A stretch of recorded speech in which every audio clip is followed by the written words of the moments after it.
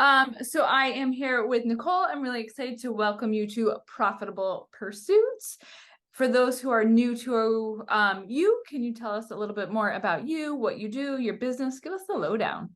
Yeah. So my name is Nichole Weaver. I am a financial coach and a personal money management strategist.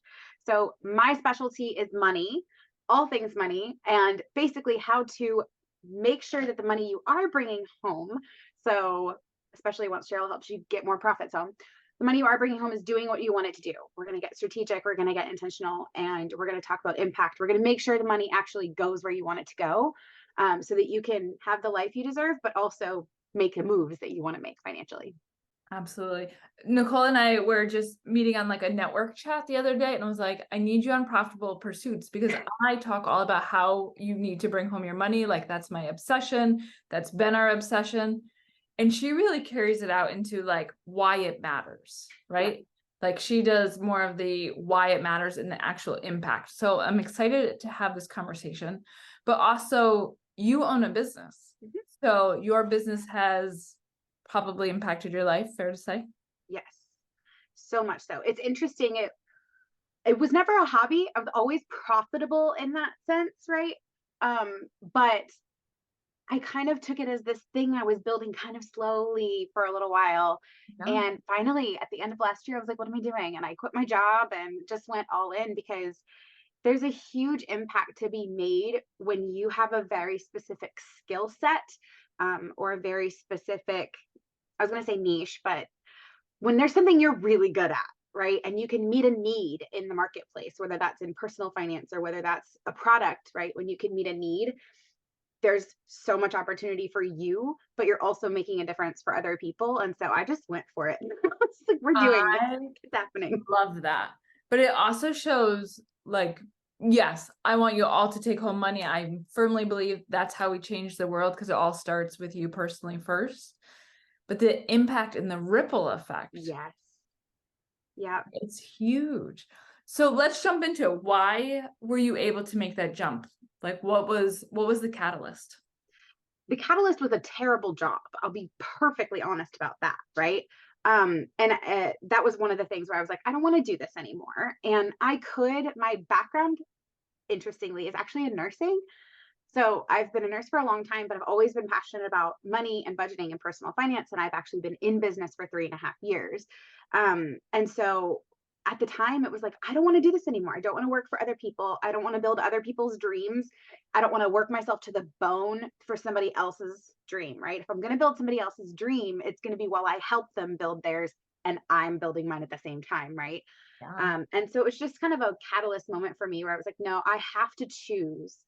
Am I going to go all in on myself, my profitability, my business, and the things that I can create? Or am I going to stay in this really horrible, toxic environment that isn't serving anyone really?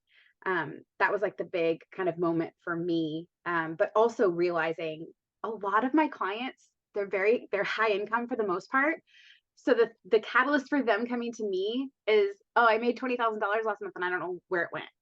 And so when I kind of realized how much of an impact I can have when they start figuring out their money and they start figuring out their stuff, the things they get to do, the people that they get to impact because they're in the better place financially, the the change in legacy for their kids, like that stuff is so exciting to me that it made sense. It made sense to go all in. Yeah, there's a couple points I want to hit on. And I hope I don't want to lose them. First, it sounds like your catalyst was like you just made a choice. I did. Like, do I want to go this path or this path? Like, it was you literally just decided. Is that Yeah. fair?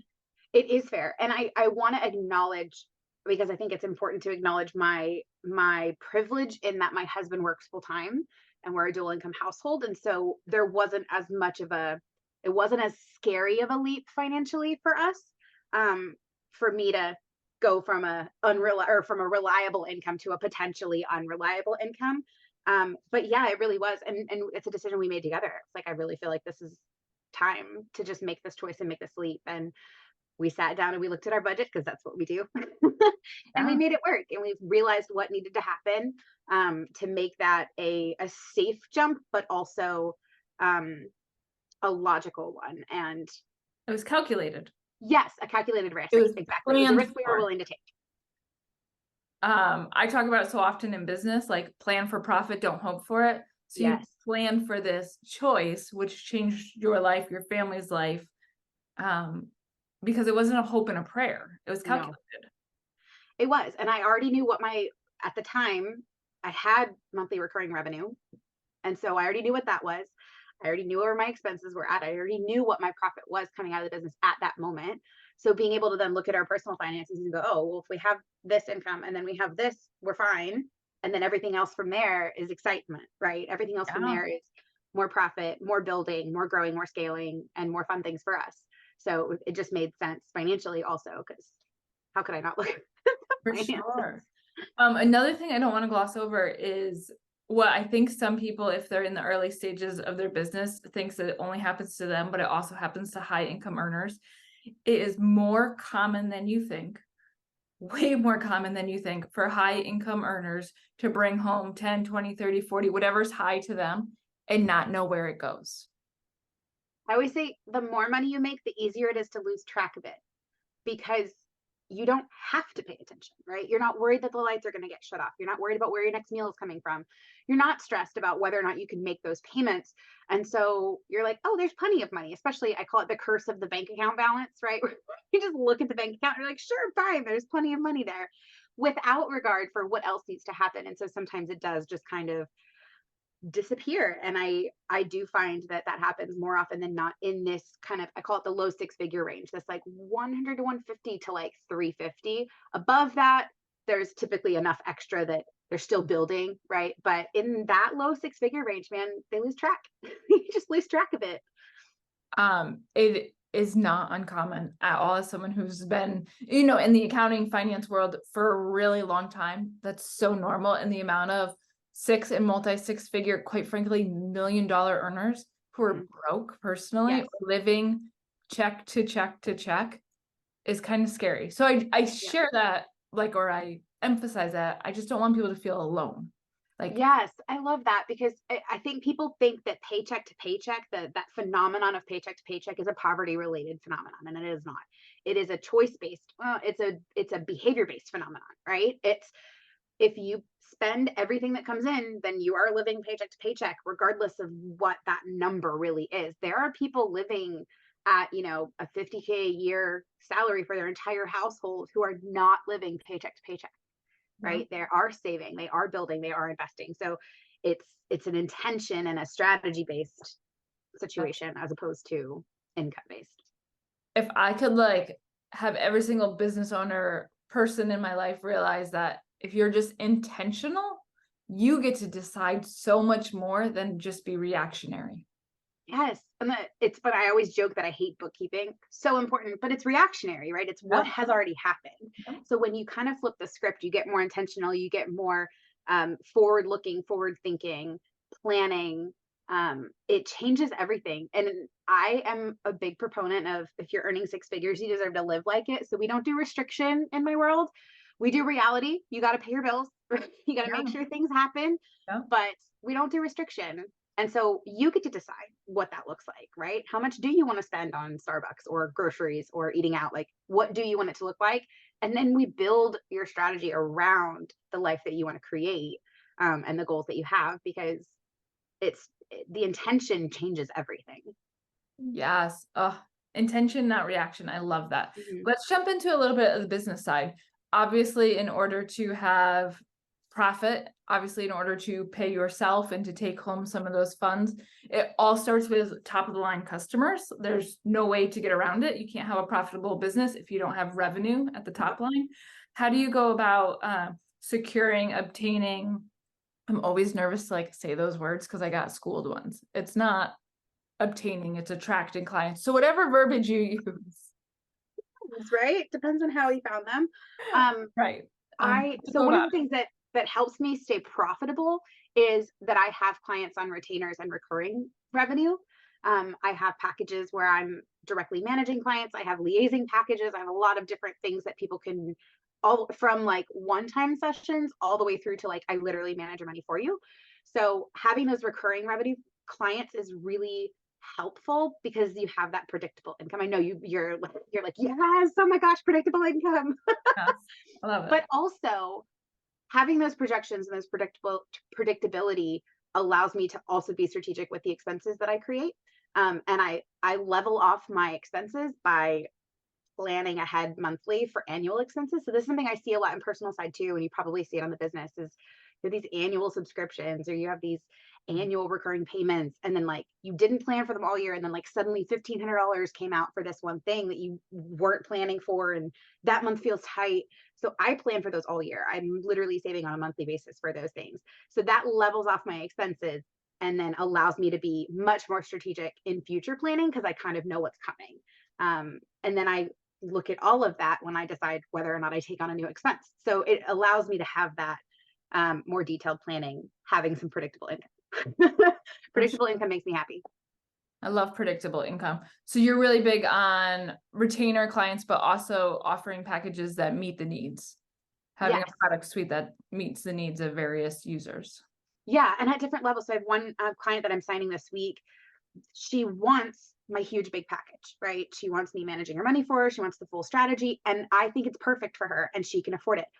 But she's in her head about, I don't know what these numbers should be. And I don't know what this should look like. And I don't know where this is at. Right. So I offered her a smaller package. I said, let's start here and let's figure out what the numbers should be so that you can have some peace of mind, so you can feel comfortable, so you can know that as you're saving up and planning for this, you're on the right track. And she was like, oh my gosh, that you're a genius. That's perfect. So having that different offer stack that allows people to come in at a spot that makes them feel comfortable um, helps. And it also creates raving fans. You create fans that are like, oh my gosh, yes. Once they work with you at this level, they either want to tell everyone about it or they want to work with you at a higher level and tell everyone about that. And I think that relationship aspect really helps to continue that cycle of being able to bring in more clients because you're taking care of people and they're going to tell everybody. Absolutely. The more you make it a relationship and an easy yes, Mm-hmm. the easier the revenue is, Yes. for sure. So let's talk about how this business has changed your life, right? Mm-hmm. Like we kind of hit on it in the beginning. Can you share some more insight into like what it's done for you or like why? Interestingly, the biggest things this business has done for me have not been financial. Mhm. I've learned so much about myself as a person, as a spouse, right? It's strengthened our relationship because we have to have some of these conversations. We have to have hard conversations. I've learned a lot about relationships because I also help my clients have hard conversations. I have learned a lot about how I learn and how I process things, and how other people learn and process things. And so I've been able to adjust the way I approach clients and management because everybody's different. So I feel like I don't know that I would have gotten that level of insight into human behavior working as an employee, you know what I mean, at a clinic. So that has been one of my favorite pieces is just feeling like without this business, I would not be the person I am today. And I wouldn't take care of people the way that I do. And I wouldn't have the level of insight that I have from all of it. For sure. Can you give our audience, they're a group of business owners, they're all looking to increase their top line so eventually they can increase their bottom line and put it into their own personal account. How do you go about staying visible and having people know about you? Do you have tips or tricks to that? We talked a little bit about word of mouth. Yeah.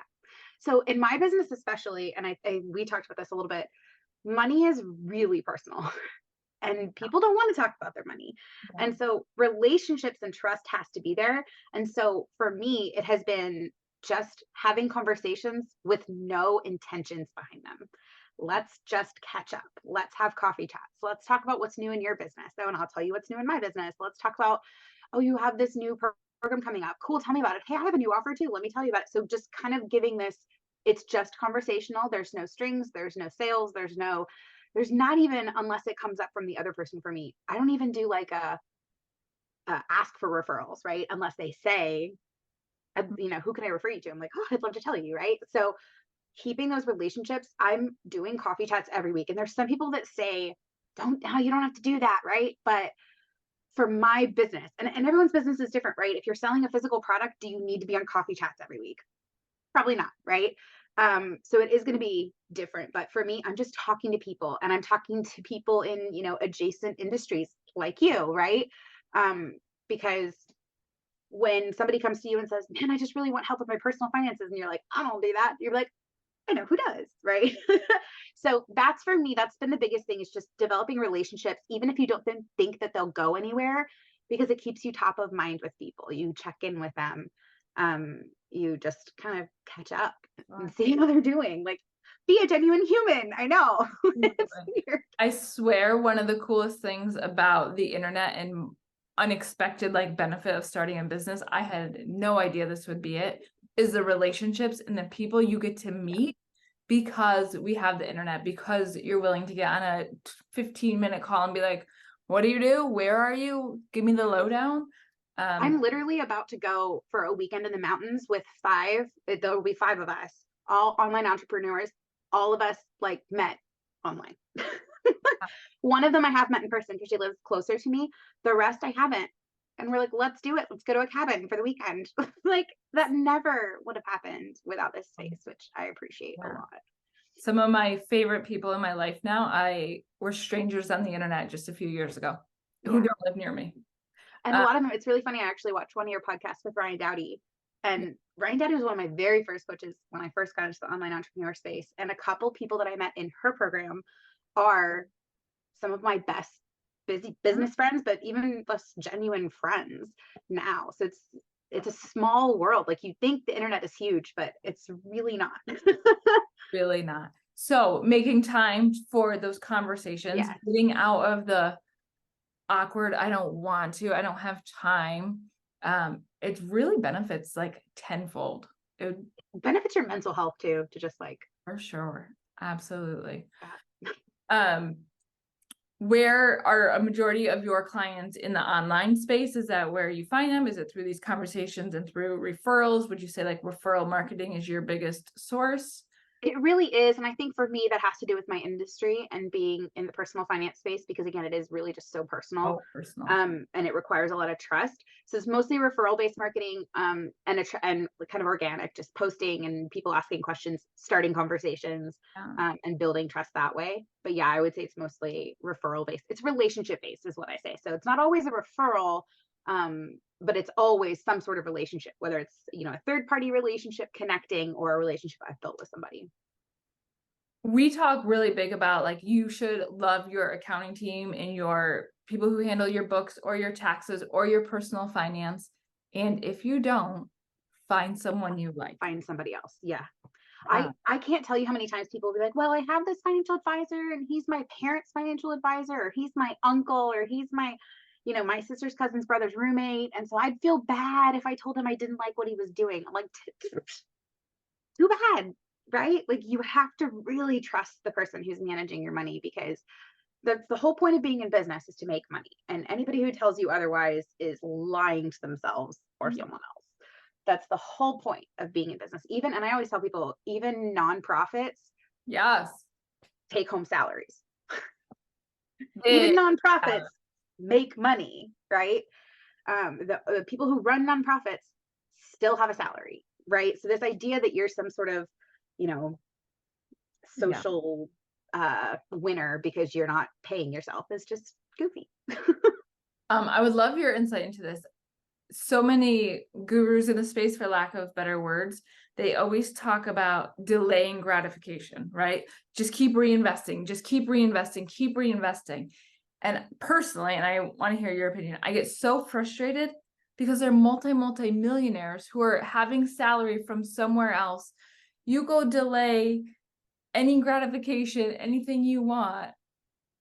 But to be quite frank, it would be like me telling you to, or not you, but like telling someone to delay gratification. We're fine here. Like, we have things good. Stop listening that you shouldn't have a profitable business. Well, and unironically, most of the gurus who are telling you that you should reinvest at 100%, it's because they want you to invest in their program. Unironically. So here's the problem I find, because I'm also very much a systems person. I love systems. I help people I custom build money systems for people, because everyone's brain works differently. So trying to fit people into a box doesn't work. The problem with reinvesting at 100%, even if you tell yourself it's only going to be for the first year or only for the first 6 months, is you have now created a system that only runs if you reinvest at 100%. Right? And so Right? So now, the only way to become profitable is to either break some of your system or to double, triple your revenue without changing your system at all. It doesn't work that way. And that's the problem. I get it. Where you're like, oh, I have this reliable income, so I'm going to go 100% into my business for a little while until X, Y, and Z. You've now built a system that can only run that way. And then you go to scale and you're like, why can't I scale? And you're like, because your system is not sustainable like this.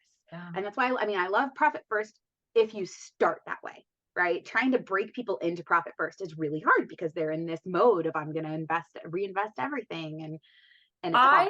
Yeah, my take on profit, I love profit first. I won't even deny it. If you plan for the money once it goes into the accounts, just to Yeah, throw money into a bank account isn't going to help you at all. Because then right. you're going to rob Peter to pay Paul because you have no plan for those Yeah, you dollars, start moving it around. You're like, well, right? You have to plan for your OpEx. Like, yes, what's your budget? I call it a profit plan, but it's the same thing. What's same. your Yeah, budget? Once that money is in there, now what? You can't right. just put it in there. You have to have that now what. So if you make it a 3-part system, it works, but just solo it, that's why it doesn't work for most. Right. And they get frustrated because they can't figure out how to, make it actually bring them home more money, because then they're like, well, but I needed this software. And you're like, but did you have the money in your OpEx for the software? And they're like, well, no, but you're like, okay. So like, And then they're it's hard. creating a bookkeeping nightmare because they don't know how to handle all those ins and outs. All the moving pieces. Yeah, exactly. So but that's the problem with this reinvest mindset, is that you create a system that isn't sustainable. And even then you create a system that isn't sustainable without you. So how are you gonna, you have to have an exit strategy out of your business too. I think Ryan talked about that. I don't know if it was on your podcast, Yeah, but yeah, sure.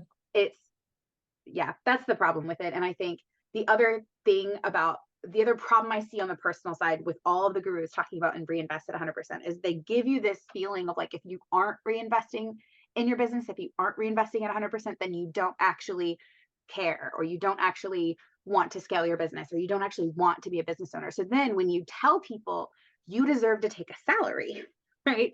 You deserve to bring more money home. They're like, but no, like I really want my business to grow. And you're like, Yeah. yes, and And like those two things are not mutually exclusive. Like you can do both. I had a former client whose business is on track for $2.5–3 million this year, who took home 30K last year as her salary. The owner I of the want people company. to understand how common that is. Yeah. And you can flip the script. Yes. You can. Exactly. One of my favorite And still have a growing business. Oh yeah, Yes. big time. My favorite success story. I just did a post. Never got paid 3 or 4 years. $1 million plus business, never got paid. We flipped a few things. We started putting intentionality, as you hit on. Yep. Took a profit payout, meaning a bonus check of 80 grand, 1 quarter. That's amazing. But think about how much money was lost in those 3 years. Right. Gone. Yeah. And gone into the business. This is the justification, right? It's like, oh, but I spent it on my team, and I, invested in this software, and I did this thing. And you're like, yes, but you don't start a business with the intention of never getting paid. That's Yes. not how it works. Right. And I want to be clear, like I'm not against an investment in your business. I'm not against investing, but you don't write your business a blank check. That, right? It's the intention. It's the intentionality, and it's the strategy behind it, and understanding what you're doing and why you're doing it. And the same is true on the personal side. I think people, again, this is why I call it the curse of the bank account balance, because I think people just look and they go, oh, there's plenty of money, and they just spend it. I had one client who bought a boat. It's like, you bought a boat? Yeah. Okay. You have, $100,000 in student loans and credit cards you're trying to pay off. What are we doing with a $40,000 boat? What is happening? And it was they had a good commission check come in, and they wanted the boat, so they bought the boat. So it's that lack of intention and strategy that took them kind of on a little detour and brought them back.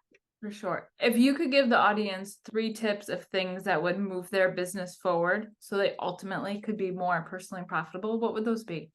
Don't say yes to everything. That's a Be hard one. selective and choosy. Don't let shiny object syndrome throw you off course. Yeah. Shiny boat syndrome. That's the first thing. The second thing would be know your numbers. I know you would be like, yeah. But what I mean also in that is like, you need to know what you're paying for. Are you subscribed to something that you didn't realize you were subscribed to that's $1,500 a year or even $200 a year, right? All of that is going to chuck away at, at your bottom line and at your profitability. And so if you are aware of everything, you have that awareness level, you know those numbers, it's way easier to be like, you know what? Like I currently have one thing that I paid for an annual subscription for. I'm tracking it. I know what day it's due and I'm thinking, I don't know if I'm going to renew that, but I have the money in case, right? And so now I know if I consciously decide not to renew it, then I know I have that money and where it can go. So know your numbers and be really aware. And I think the other thing would be stop trying to do it yourself. Hire professionals, whether that's a marketing professional because you're not great at marketing and sales. Marketing and sales, they're separate, right? Or financial professionals because you can put numbers in a spreadsheet, but you don't really know what they're doing. You don't really know what they mean, right? Whatever it is, whatever those pieces are that feel clunky for you, that feel like a strain, hire somebody. It will be the best money you pay in your business because you're going to get somebody with professional eyes to look at it and help make sure that you're going in the right direction. And I don't just mean hire a VA. I'm not just saying hire out your $10 tasks. I'm saying the things that really matter, make sure that you have a professional looking at them. Yeah, to piggyback that, I think the biggest way to know who to hire first is what are you quote unquote insecure about in your business? Mhm. Are you insecure about your money? Get some financial help. Are you insecure? Does it really bother you and like keep you up at night, your branding?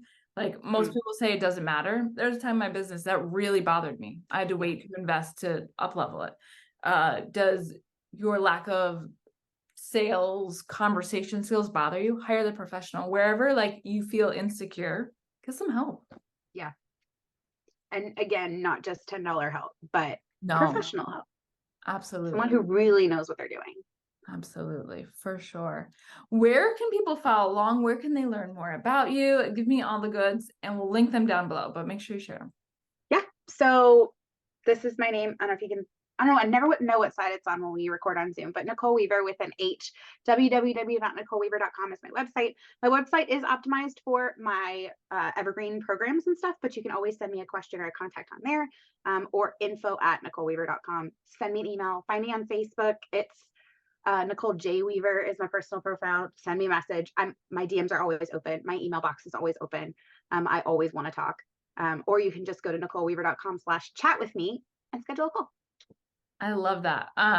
It's so easy to chat with you, Nichole. It's like one of my new favorite people I found on the internet, all because we had a coffee chat.